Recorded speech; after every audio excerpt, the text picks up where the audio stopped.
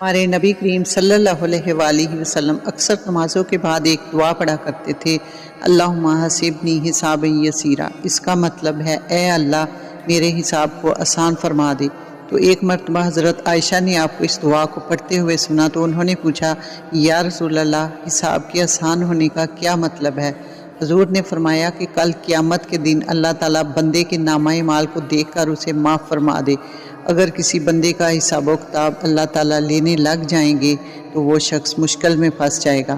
تو دوستو، مرنا تو ہم سب کو ہی ہے، قبر کا عالم ہے، میدان محشر کا منظر ہے۔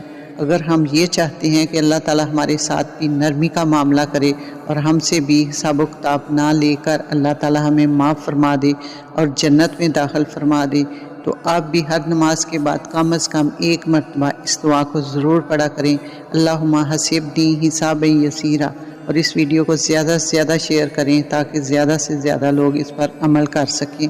جزاک اللہ خیر۔